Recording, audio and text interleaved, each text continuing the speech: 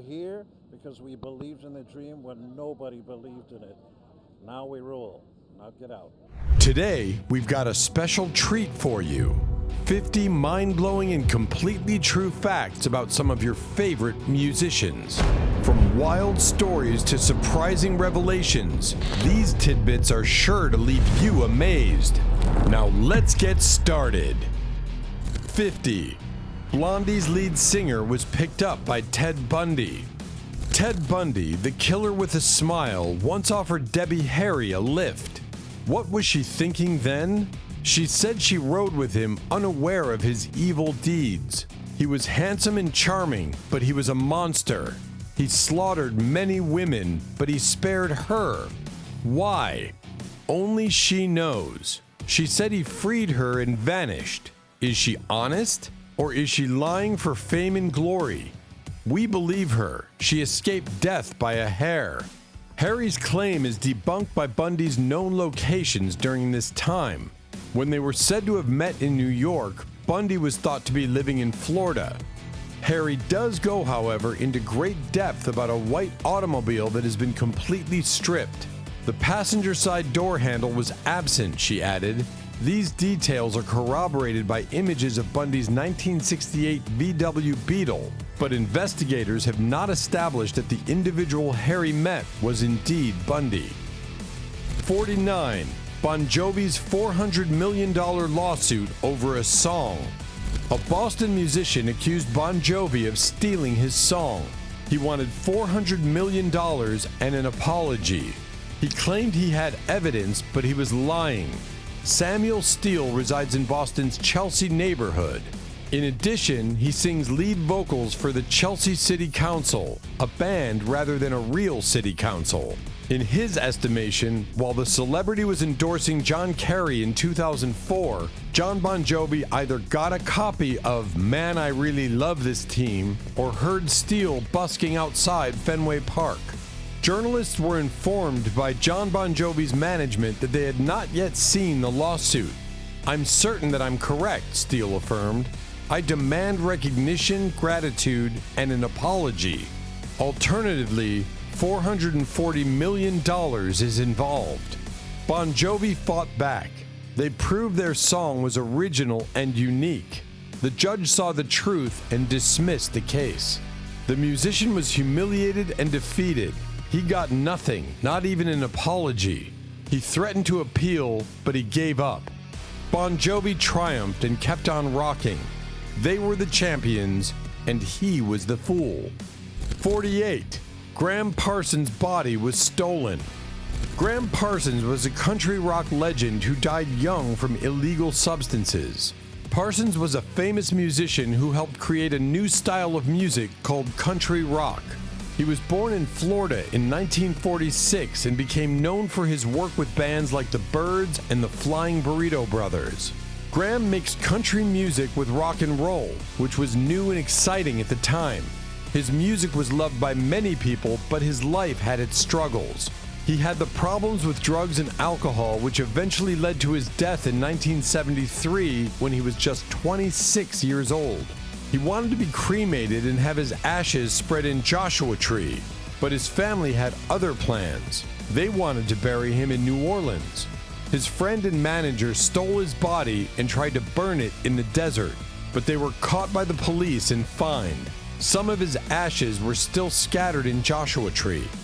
His friend said he did it for love. 47. Keith Moon used to blow stuff up. Nicknamed Moon the Loon for his unpredictable behavior, Keith Moon became famous for his explosive drumming technique and his onstage antics, which often included destroying his drum kit. His playing style was characterized by its frenetic energy and innovative use of fills and rhythms. Keith Moon was the wild and crazy drummer of The Who, a legendary rock band. He had a reputation for being a prankster and a troublemaker, and he did some outrageous things, filling up his drums with water and goldfish and dressing up like a cat. He might have been a furry, but he was also a destroyer. He loved to smash and blow up things, especially hotel rooms and furniture. He threw explosives from windows and he caused fires and damages. Many hotels banned him and the band had to pay up. At least he was notable. Moon's contributions to The Who's sound played a significant role in defining the band's iconic sound during the 1960s and 1970s. His drumming can be heard on classic rock anthems like My Generation, Baba O'Reilly, and Won't Get Fooled Again. 46. There was blood on the ink of the first Kiss comic. Kiss is an iconic rock band known for their elaborate costumes, face paint, and energetic live performances. Formed in New York City in 1973, the original lineup consisted of Paul Stanley, Gene Simmons, Ace Frehley, and Peter Criss. Offstage, Kiss has been known for their outrageous behavior, including wild parties, eccentric interviews, and larger-than-life personalities. Their antics both on and off stage have contributed to their reputation as rock and roll icons. Kiss the Rock Legends gave their fans a bloody gift. They made a comic book with their own blood. The blood was then mixed with red ink and used to print a Marvel Comics super special, Kiss, a magazine-sized comic that turned the band into superheroes and found them fighting Dr. Doom. They flew to New York and mixed their blood with the red ink. They had a nurse and witness, and they did not mind the critics. They wanted to be bold. Plus, the band wanted to show their fans their love. They wanted to share their essence. They wanted to live forever. 45. William Nelson ran into a fire. Willie Nelson adores his pot. He adores it so much that he would rather burn than let it burn. That's what he did in 1969 when his house was on fire and he had to make a choice. He could save his belongings or he could save his buds. He chose the latter. He dashed into the blaze and snatched a pound of weed and his guitar. He ignored the firemen or the cops. He only cared about his grass and his tunes. He further clarified, "I wasn't being brave running in there to get my dope. I was trying to keep the firemen from finding it and turning me over to the police." He was able to conceal the information right before it was discovered with the assistance of a friend and some quick thinking. Nelson was fortunate enough to salvage his guitar as well, but he also lost a number of demo tapes in the ensuing fire. The musician fled with his priceless cargo, but he lost hundreds of his melodies. Willie traded his art for his herb. 44. David Bowie and Mick Jagger were found in bed together naked. David Bowie and Mick Jagger collaborated on a few occasions, most notably on their hit cover of Dancing in the Street in 1985. The song was recorded for the Live Aid charity concert and became a chart-topping success. Their collaboration showcased their dynamic personalities and musical talents, solidifying their status as legends in the rock music pantheon. But it's been said that Bowie and Jagger, two of the greatest rock stars ever, shared a secret romance, according to Bowie's ex-wife Angie. She claims she caught them in bed together, nude and cuddly. She wasn't shocked, but amused. She knew her husband swung both ways, and so did Jagger. They weren't enemies, but buddies and lovers.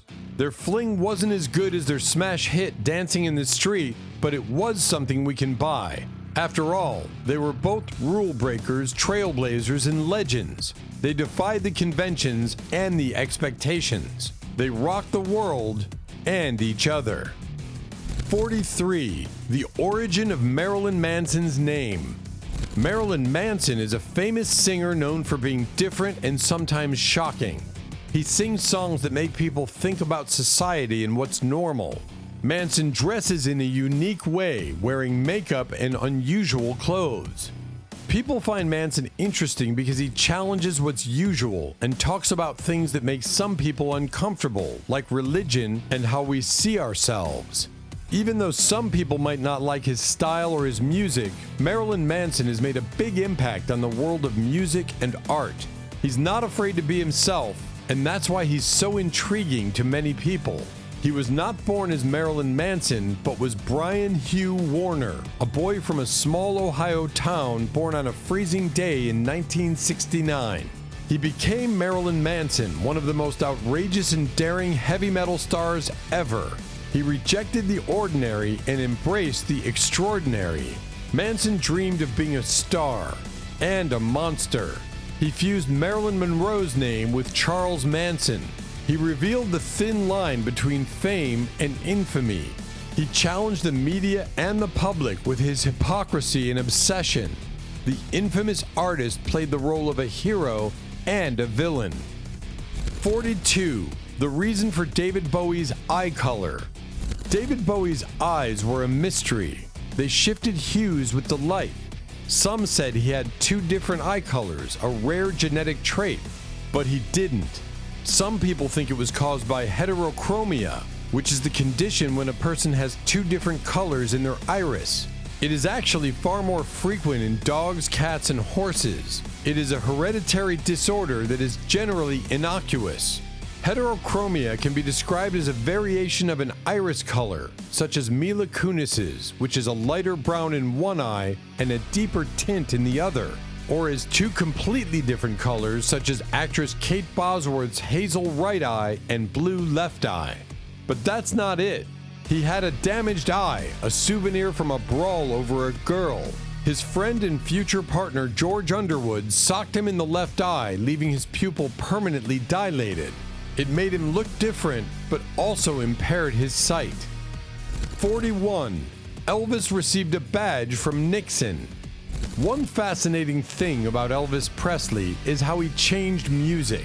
Elvis was one of the first singers to bring rock and roll music to a big audience. He had a special way of singing and moving that made people really excited. His style was so different that some people even thought it was controversial at the time. Elvis became a huge star and his music reached people all around the world. He wasn't just a singer, since he was totally a cultural icon. His songs like Hound Dog and Heartbreak Hotel became classics that people still love today. What's also intriguing is how Elvis's personality and charisma made him famous beyond music. He became a symbol of rebellion and freedom for many young people in the 1950s and 1960s. At the same time, Elvis was a con artist. He duped Nixon, the US president, into believing he was anti-drugs. He pretended to be marching to the same drum beat as Nixon, but he was actually a drug fiend. Elvis had a secret agenda at the White House to get a special badge from the agency, and he succeeded. Nixon was naive and gave him the badge. Elvis was ecstatic. He thought the badge was a golden ticket. He thought it would allow him to fly around with guns and substances. The king had tricked the most powerful man in the world and felt invincible. 40. John Bonham drank 40 shots of vodka on the night of his death. John Bonham, the drummer of Led Zeppelin, rocked the world with his powerful and explosive beats. Bonham was the hardest drummer in the history of classic rock. The guy has a whole rhythm dedicated to him. You know the one, where the snare and cymbals are slammed together after two massive kicks, similar to his approach in Kashmir. Regretfully though, rockers were as destructive as they were productive during the time that Bonham was growing up. Others, such as The Who's drummer Keith Moon, beat themselves up just as hard as their drum equipment. It was the era when bands would leave hotel rooms looking like combat zones. But he also rocked himself to death with his excessive and reckless drinking. He choked on his own vomit after downing 40 shots of vodka in one night. He was only 32. His booze addiction was not new, since he would gulp 4 shots at a time during rehearsals. He was a genius on the drums, but a fool with the bottle. 39. Iggy Pop really gave his girlfriend's dogs a treat. Iggy Pop, known for his wild antics as a rock star, crossed a perilous line when he decided to drug his girlfriend's dogs with Valium in a misguided attempt at fun. Bebe Buell, a renowned model, and his girlfriend returned home to a distressing scene. Iggy and her dogs sprawled unconscious on the floor. Her initial shock turned into a mix of fury and fear. She unleashed a torrent of accusations at Iggy, branding him a junkie, a jerk, and a lunatic. The incident was a wake-up call for Buell, who recognized the severity of Iggy's actions. He had not only endangered his own life, but also jeopardized the well-being of her beloved pets, all in pursuit of a reckless thrill.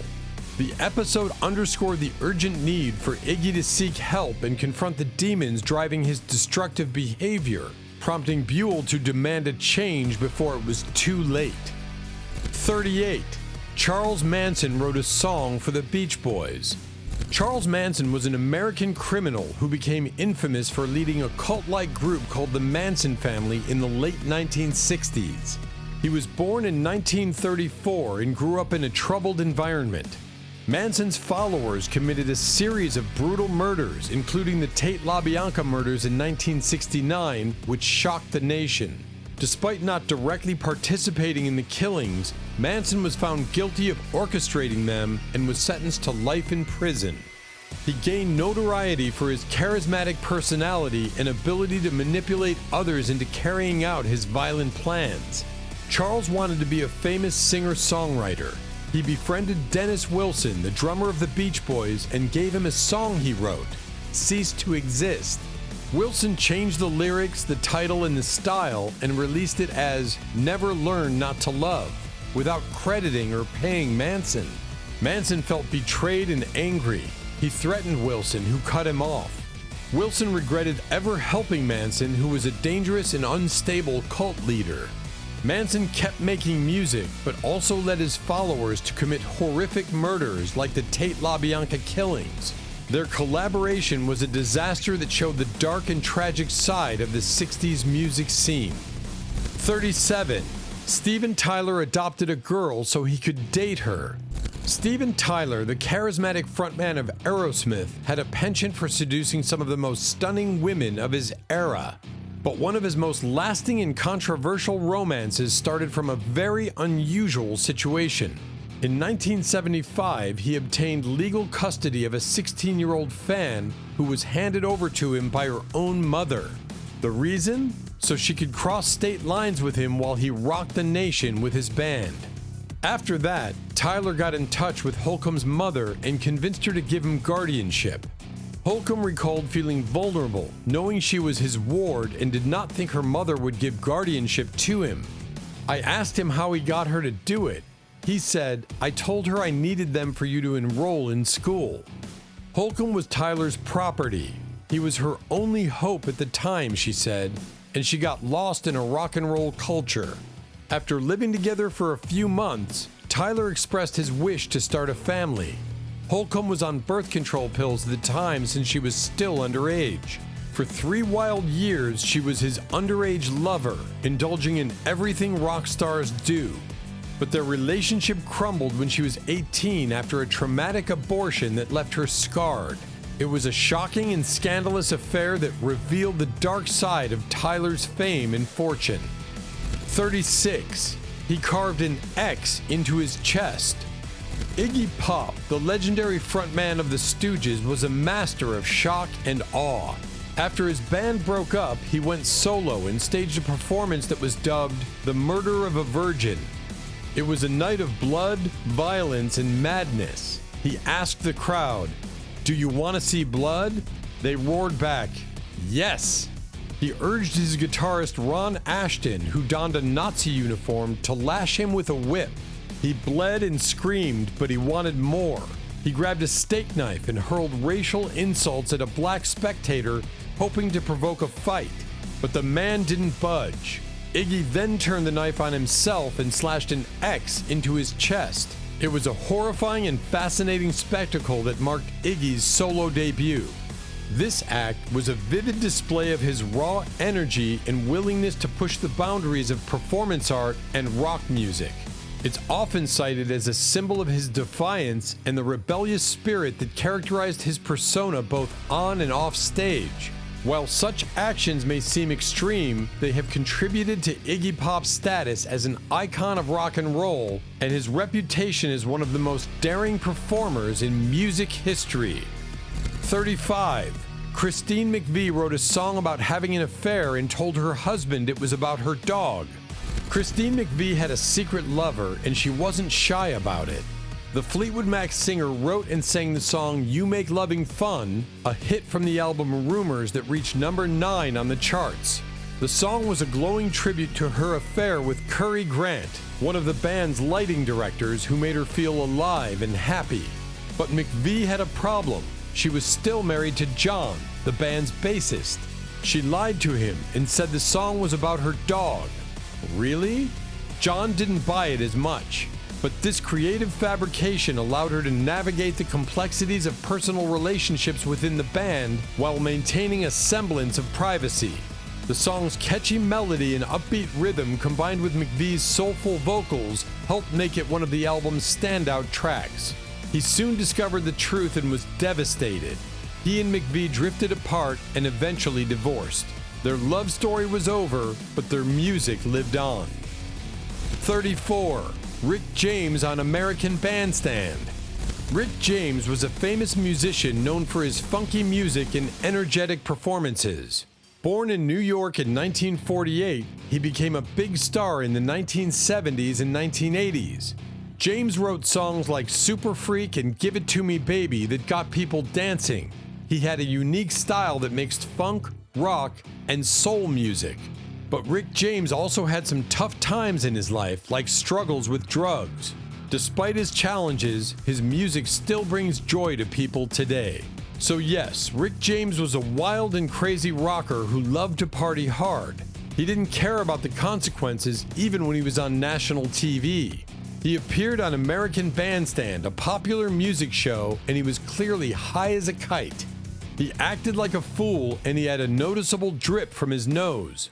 The viewers were shocked and curious, but they didn't know for sure what was happening. They wondered for years until Rick James spilled the beans in his autobiography. He confessed that he was indeed on substances, and he didn't try to hide it. He said, "I started sniffing and wiping myself until it had to be obvious to Dick and a million viewers what was really going on." 33. Nikki Sixx was declared dead at one point. Nikki Sixx is a cool guy in the world of rock music. He's most famous for being the bassist and one of the main songwriters for the band Motley Crue. Now, what's intriguing about Nikki Sixx is that he didn't just rock on stage. He also wrote a book about his crazy life called The Dirt. This book spills all the wild stories about his rock star life, the good and the bad. Nicky's been through tough times but managed to turn things around, which makes his story even more interesting. So besides playing awesome bass lines, he's also a storyteller sharing the ups and downs of the rock and roll lifestyle. The badass bassist and co-founder of Motley Crue lived on the edge of death. Motley Crue members were on top of the world in 1987.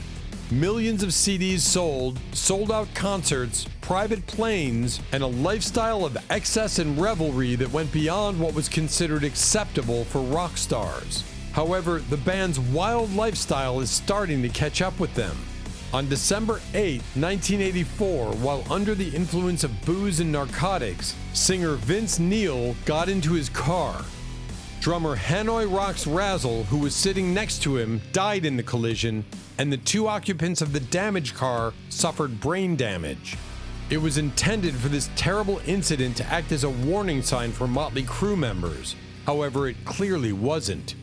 Sixx was addicted to substances, and he overdosed many times. But one night in 1987, he went too far. He shot up too much and collapsed. He turned blue and stopped breathing. He was dead. The paramedics tried to revive him, but they failed. They pronounced him dead in the ambulance. But then something miraculous happened. He came back to life. He opened his eyes and saw the hospital. He didn't want to stay there. He ran away and hitched a ride home. He didn't learn his lesson. 32. Jerry Lee Lewis married his 13-year-old cousin. This is a true story of forbidden love and scandal. The man was a famous rock star who had a secret affair with his own cousin. She was only 13 years old when he married her with her parents' consent. The public was outraged and disgusted, so they shunned him and his music. He lost his record deal and his reputation. The marriage stirred significant controversy and backlash, particularly due to societal norms and legal implications regarding age and family relations. The scandal severely impacted Lewis's career, causing him to face boycotts and difficulties in booking performances. Despite the controversy, Jerry Lee Lewis remains a pivotal figure in the history of rock and roll music. known for his influential piano playing and energetic performances. The incident remains a notable aspect of his personal history, often discussed in discussions about his life and career. He was a pariah in the industry, but he didn't care. He loved her and she loved him. They stayed together until she died of cancer 13 years after their wedding. They were loyal and devoted despite the odds. The two were a couple that shocked and fascinated the world. They were a couple that never learned not to love. 31. The members of Outlaws smoked. This is a true story of loyalty and tribute. Tupac's life was full of drama and controversy. He faced legal troubles and conflicts with other rappers, which added to his mystique. Even after his tragic death in 1996, Tupac's music and message continued to inspire people around the world. The group was the Outlaws, a rap crew that was formed by Tupac Shakur, the iconic and influential rapper who was killed in 1996. The group was devastated by his death and they wanted to honor him in a unique way. They decided to smoke him, literally. They mixed some of Tupac's ashes with weed and rolled it into a joint. Then they smoked it and felt his spirit. It was a well-kept secret for years until they finally confessed in 2011. According to them, it was Tupac's wish and they respected it. It was their way of keeping him alive in their hearts and minds. They said it was a way of showing their love and gratitude. It was a way of remembering Tupac. 30. Keith Moon and Mama Cass died in the same apartment. Harry Nilsson had a London flat that was cursed. The singer lent it to his friends when he was away, but he didn't know it would be the deathbed of two rock legends. On June 29, 1974, Mama Cass of the Mamas and the Papas checked into his flat while on tour. She never checked out. She died of heart failure in her sleep at the age of 32. 4 years later, on September 7, 1978, Keith Moon of The Who stayed in the same flat. He overdosed on a sedative that was supposed to help him quit drinking. He also died at 32 in the same room as Mama Cass. It was a tragic and eerie coincidence that haunted Nilsson in the music world. It was a story that made us wonder, what was wrong with that flat? 29. Iggy Pop fought a heckling biker and it was caught all on tape. Iggy Pop, born James Newell Osterberg Jr., is known for his wild and rebellious behavior both on and off the stage. As a pioneer of punk rock and a frontman for the Stooges, Iggy Pop's stage presence was electrifying, characterized by his uninhibited performances, including stage diving, self-mutilation, and frenetic energy. He often bared his chest and taunted audiences, creating an intense and unpredictable atmosphere. Offstage, Iggy Pop's life mirrored his onstage persona to some extent. He struggled with substance abuse issues, particularly with heroin during the early years of his career. Iggy, the godfather of punk, was not afraid of confrontation. He was known for his wild and aggressive stage antics, which often provoked the audience. But one night in 1974, he met his match. He was performing at a club in Detroit where a biker gang was present. One of them started to heckle him, and Iggy told him to shut up. The biker didn't listen. He threw a beer bottle at Iggy, and a fight ensued. Iggy was outnumbered and outmatched. He was beaten and bloodied, but he kept on singing. The record is Metallic KO, and it captures the chaos and violence of that night. You can hear the bottles smashing and the crowd shouting. It is a raw and brutal album that is loved by Iggy Pop fans. 28. Jim Morrison told a cop to eat it. Jim Morrison, the charismatic and rebellious leader of the Doors, was not one to follow the rules. Jim's life was also marked by controversy and tragedy. He struggled with substance abuse and legal issues, which added to his mystique and contributed to the mythos surrounding him. He was a rock star who lived on the edge, and he loved to challenge authority. One night in 1967, he was backstage at a concert in New Haven, Connecticut, where he was having a steamy encounter with a female fan in the shower. A policeman interrupted them and ordered them to stop. Morrison was not amused. He told the cop to eat it, and the cop warned him that it was his last chance. Morrison didn't back down. He repeated his insult with a twist. "Last chance to eat it, Dad." He added the dad part to mock the cop as his father figure. It was a defiant and daring response that showed Morrison's attitude and wit. 27. Van Halen wanted no brown M&Ms in their dressing room.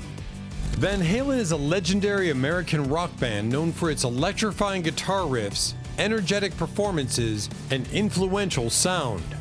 Formed in Pasadena, California in 1972, the band originally consisted of Eddie Van Halen on guitar, Alex Van Halen on drums, Michael Anthony on bass, and David Lee Roth as the charismatic frontman. The band had a strange and clever demand. They wanted a bowl of M&Ms in their dressing room, but with no brown ones. They put this clause in their contract among many other technical and safety requirements. It was not a matter of taste, but of trust. If they saw brown M&Ms in the bowl, they knew the venue had not read their contract carefully. They would then check the stage and equipment for any errors or hazards. They would also trash the dressing room and cancel the show if they felt like it. It was a way of testing the venue's attention and professionalism and ensuring their safety and satisfaction. As you see, Van Halen's impact on rock music is profound, influencing countless bands and guitarists across generations. Their catchy melodies, dynamic stage presence, and innovative musicianship have solidified their place in rock history as one of the most iconic and enduring bands of all time. 26. Prince was a Jehovah's Witness and even went door to door at one time. Did you know Prince was a musical genius and a spiritual seeker? Prince was a musical genius who could play many instruments and sing like nobody else. What's really intriguing about Prince is his ability to blend different styles of music like funk, rock, and pop into something completely new. He was a true innovator. He was also a Jehovah's Witness, and he followed their practice of door-to-door preaching. He wanted to share his faith with others, but not everyone was receptive. He was especially rude to a Jewish woman who told him she was not interested. He insisted that she should convert, and he quoted the Bible to her. He was pushy and arrogant, and he offended her. She slammed the door on him, and he left. But some people would have welcomed him. Some people would have loved to see Prince at their door and hear him talk about the Holy Book. Some people would have been starstruck and curious. 25. Keith Richards doesn't sleep. Keith Richards, the legendary guitarist of the Rolling Stones, was a rock and roll survivor. He is actually known for not needing a lot of sleep. Even with the busy life of a rock star, he stays awake and keeps playing music. He says there's too much fun and music to enjoy, so he doesn't sleep much. This ability has made him a legend in the world of rock and roll, allowing him to keep rocking on stage for a long time. Keith Richards' love for music and his energetic spirit have made him a true icon in the world of rock music. He lived a life of excess and adventure, and he pushed himself to the limit. He was proud of his stamina and creativity, and he boasted about them in his autobiography, Life. He revealed how he recorded 1978's Before They Make Me Run, a song about his drug troubles, in a marathon session of 5 days without sleep. He worked with multiple engineers who took turns to rest under the desk while he kept going. He was unstoppable. Another time he stayed awake for 9 days in a row, but that ended badly. He fell asleep while holding a book, and the book hit him in the face, breaking his nose. 24. Van Morrison recorded 30 songs in one day. Van Morrison, the Irish singer-songwriter, was a man on a mission. He had a reputation for being a bit mysterious and private. He's not one to seek the spotlight or share too much about his personal life, which adds to his mystique and allure. The artist hated his record label, Bang Records, and he wanted to break free, but he had a contract that bound him to deliver 36 songs. He decided to sabotage them by recording 30 songs in one day. They were not his usual masterpieces, but his revenge songs. They were silly and nonsensical, with titles like Wanna Danish, Blow in Your Nose, and Ringworm.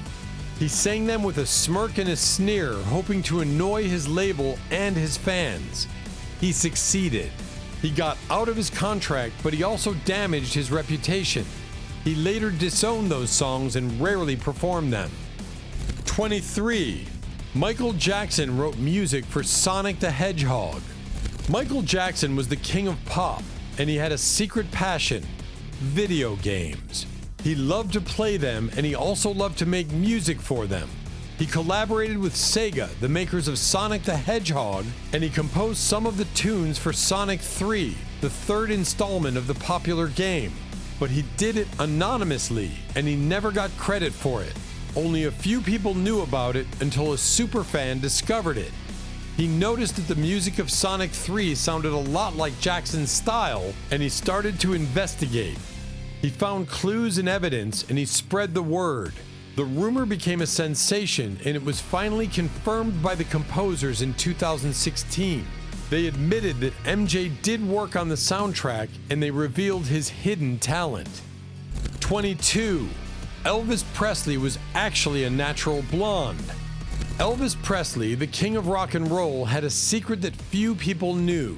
He was not born with his iconic jet black hair, but with a light blonde color. He dyed it since he was a teenager to make himself look more striking and mysterious. Elvis wanted to stand out from the crowd, and he succeeded. He became a sensation with his voice, his moves, and his style. Generations of musicians and fans were influenced by Elvis, and he left a lasting legacy. But he also hid a part of himself, a part that he was not proud of. 21. Bob Dylan's real name is not what you think. Bob Dylan, the Nobel laureate and the voice of a generation, was not always Bob Dylan. He was born with a different name, a name that he later rejected and replaced. He was Robert Allen Zimmerman, a Jewish boy from Minnesota who dreamed of becoming a folk singer. He admired Woody Guthrie, Hank Williams, and Little Richard, and he wanted to emulate them. He changed his name to Bob Dylan, an homage to the Welsh poet Dylan Thomas, and reinvented himself. Dylan moved to New York, where he met his idols and his mentors. He wrote songs that captured the spirit and the struggle of his times. 20.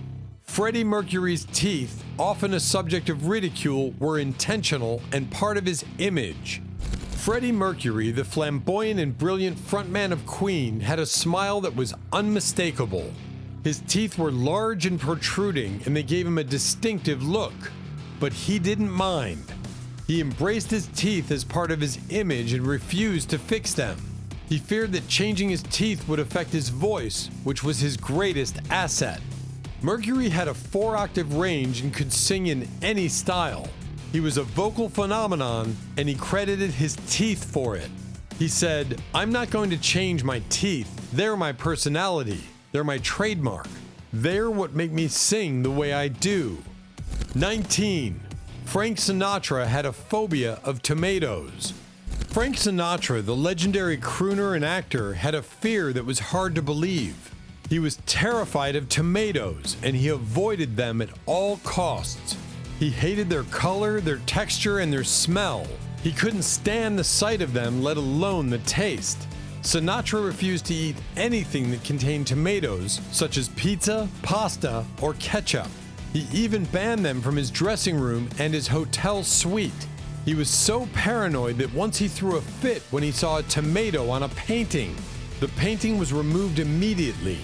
Frank Sinatra was a man of style and sophistication, but even he had a phobia. 18. John Lennon's first band was called the Quarrymen. John Lennon, the visionary and rebel of the Beatles, had humble beginnings. He started his musical journey with a band called the Quarrymen, named after his high school, Quarry Bank. He formed the band in 1956 when he was 16 years old with some of his friends. They played skiffle, a mix of folk, jazz, and blues, and they performed at local events and parties. The band was not very good, but the members had fun, and fate was on their side. In 1957, they met a young guitarist named Paul McCartney, who joined the band and brought along another guitarist, George Harrison. The three of them became the core of the Quarrymen and later the Beatles. They became the greatest band of all time. 17. Paul McCartney composed the melody for Yesterday in a Dream. Paul McCartney, the genius and legend of the Beatles, had a gift that came to him in a dream. Even by the extraordinary standards of the Beatles, Monday, June 14, 1965 was a productivity masterclass. The quartet was back at EMI's Abbey Road studios only a few days after it was announced that they would receive an MBE from the Queen. They recorded 2 songs in the day, I've Just Seen a Face and I'm Down, but the most fruitful work was done in the evening. They recorded the Paul McCartney song Yesterday between 7 and 10 p.m., or more precisely, Paul recorded it by himself using just an acoustic guitar. He dreamed the melody for Yesterday, one of the most beautiful and beloved songs ever written.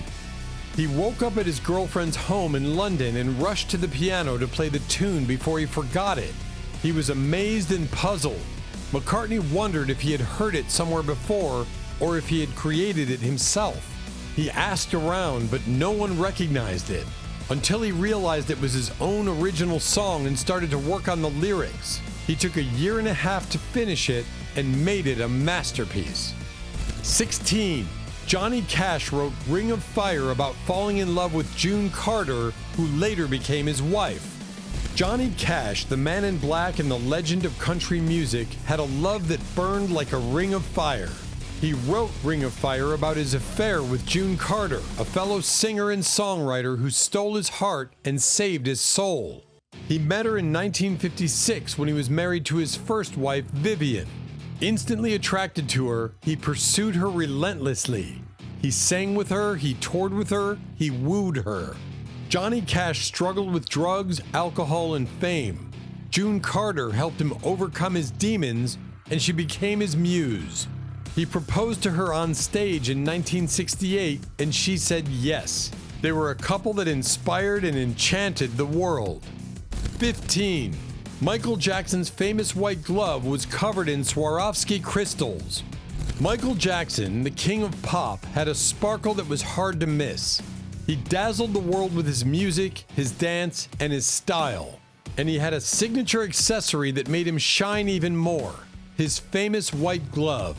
Many were captivated by Michael Jackson's glove, which was a famous aspect of his performance persona. There are a few theories as to why Michael included the glove in his brand, even though the precise motivation is unknown. Some have speculated that Michael may have worn the glove to control the media, while others claim it was done because of his vitiligo skin condition. It was not just a simple glove, but a masterpiece of glamour and glitz. It was covered in Swarovski crystals, the finest and most brilliant crystals in the world. The white glove glittered and gleamed under the lights, and it caught everyone's eye. He wore it on his right hand and used it to accentuate his moves and gestures.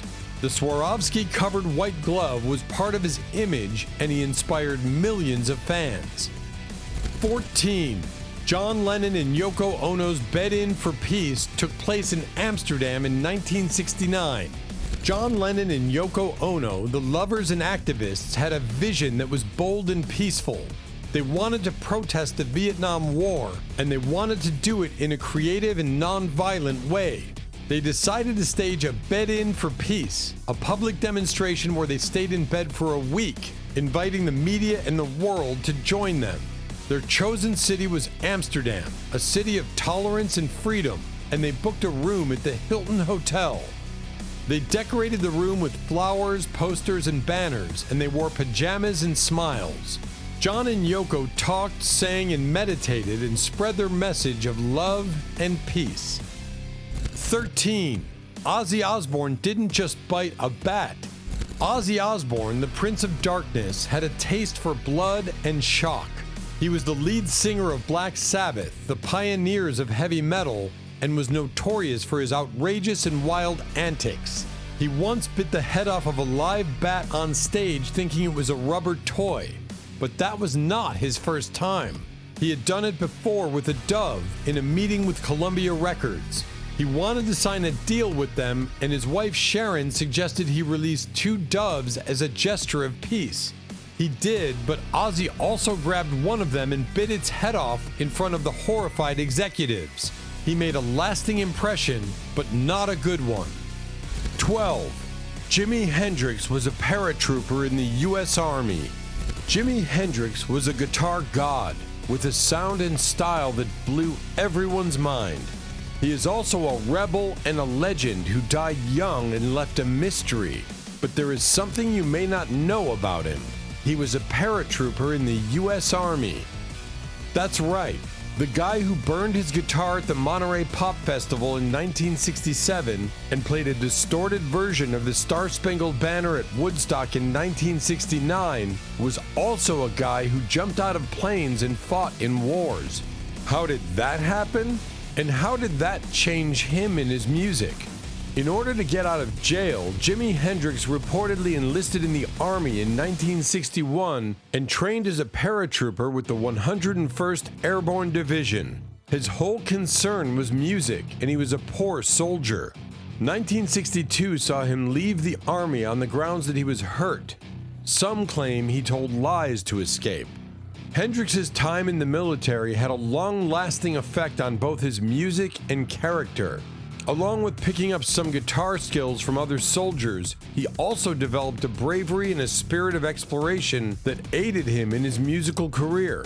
In addition, he grew increasingly conscious of the political and social issues of the day and used his music and performances to voice his opinions. 11. Iggy Pop checked into a mental hospital. The year was 1974, and Iggy Pop was at rock bottom. His music career was in shambles, and his drug addiction was out of control. He checked himself into the UCLA Neuropsychiatric Institute, hoping to find some sanity and sobriety. But his old pal Bowie had other plans. He showed up at the hospital with a stash of drugs for Iggy, thinking he was doing him a favor. He said, "We trooped into the hospital with a load of drugs for him. He wasn't well, that's all we knew. We thought we should bring him some drugs because he probably hadn't had any for days." But the hospital staff was not amused. They refused to let Bowie smuggle the drugs inside. Luckily, Bowie's friendship was more than just drugs. He helped Iggy recover and revive his career. 10. Eddie Van Halen drove a tank through Beverly Hills to get a guitar back. Army tanks are rarely mentioned in the crazy tales told by rock and roll performers. Bats' heads being bit off by Ozzy Osbourne. At their gigs, Red Hot Chili Peppers perform only in their socks. TVs being thrown into swimming pools by The Who. Of course, there was a strange story behind almost every Iggy Pop show. Additionally, indecent exposure of some kind was a common element in all of these instances. Eddie Van Halen was not one to back down from a fight, but he may have gone too far when he clashed with Limp Bizkit's Fred Durst. The two rockers met at a party and decided to jam at Durst's place, but things went sour when Van Halen saw some people doing drugs. He stormed out, leaving his precious guitars and amps behind. He tried to call Durst the next day but got no answer. Van Halen was furious. He decided to take matters into his own hands, got behind the wheel of a tank, and drove to Durst's house.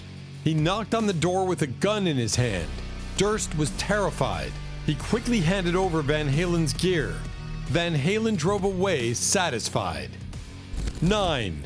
James Brown held up an insurance company for allegedly using his toilet.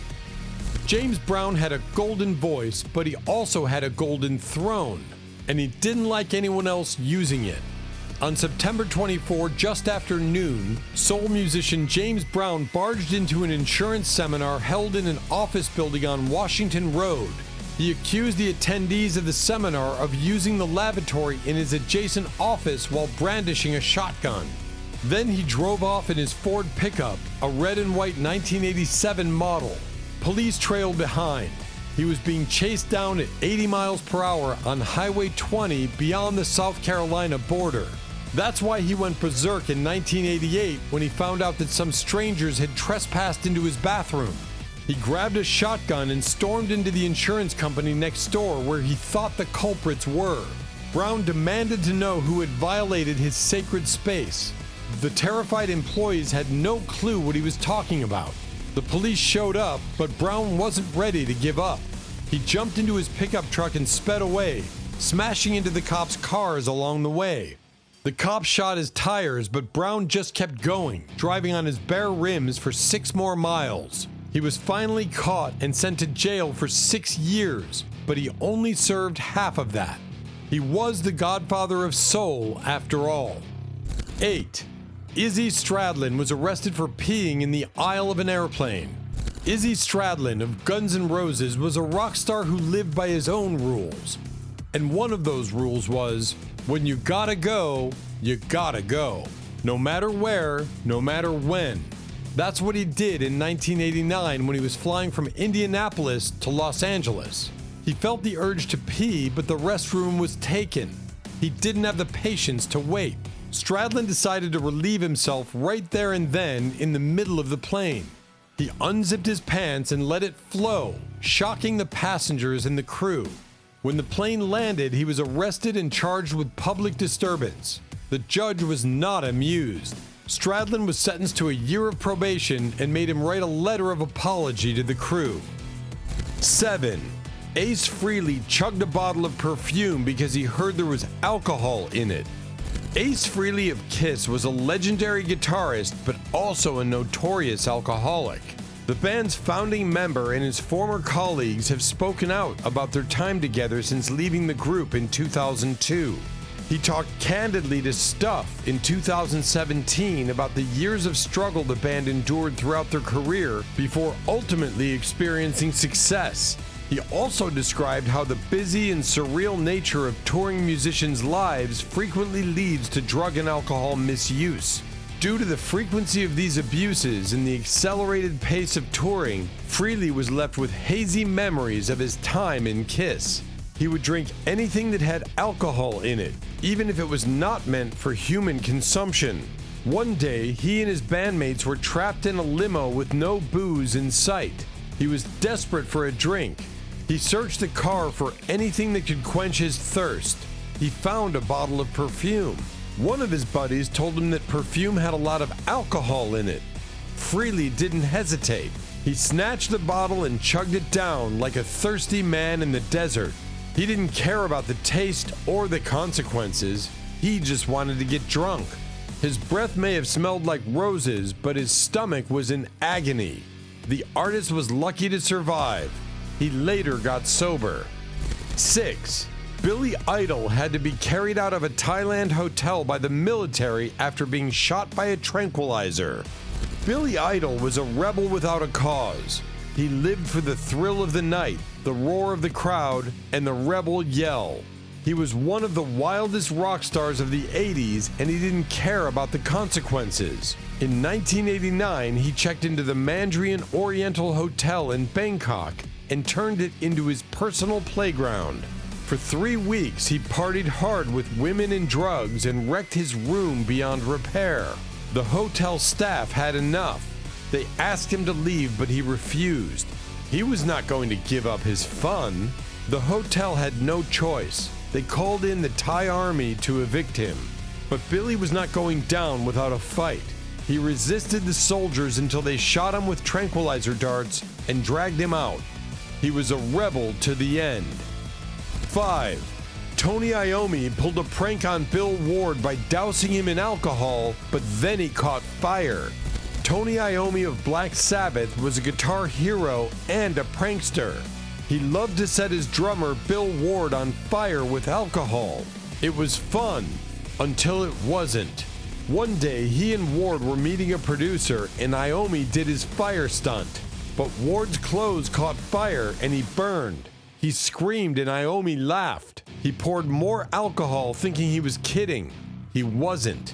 He tried to stop the fire, but it was too late. Ward was scared and Iommi was sorry. He had gone too far. 4. Duff McKagan drank so much alcohol so often his pancreas exploded. Duff McKagan of Guns N' Roses was a booze fiend. He drank a gallon of vodka and Coke daily, ignoring the damage. He felt invincible, but he was wrong. His body crumbled, his hair thinned, his skin boiled. He was sick and weak, but he kept drinking. He pushed too far until his pancreas burst. He screamed in agony. He was taken to the hospital where he learned he had acute pancreatitis. He barely survived, and he knew he had to quit. He stopped drinking and started healing. 3. Son of a preacher man singer Dusty Springfield used to spend hundreds of dollars on cheap china, then blow off steam by breaking it all. Mary Weiss and Dusty Springfield were vocal powerhouses and rebels. They loved mischief, especially in hotels. One night they threw crockery down the hall, shattering them. They giggled at the angry guests. They felt wild and fearless. Martha Reeves joined Dusty's fun another time. She found her smashing china with a hammer. Dusty urged her to smash too, and Martha agreed. They hammered away. They were partners in crime. 2.